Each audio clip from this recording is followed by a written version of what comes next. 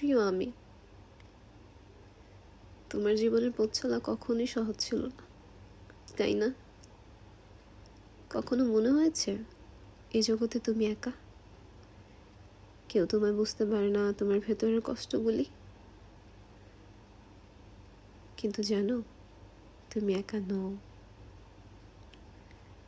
আমরা সবাই একই রকম অনুভূতির মধ্য দিয়ে যাই। তোমার গল্পটা হয়তো অন্য সবার মতন নয়, কিন্তু অনুভূতিগুলো খুবই পরিচিত। তুমি কি কখনো ভেবেছো কেন তুমি এত চেষ্টা করে নিজের মন মতো কিছুই পেতে পারছো না? কেন বারবার এমন মানুষদের জীবনে আসতে দাও যারা তোমার কষ্টটা বাড়িয়ে দেয়? কিন্তু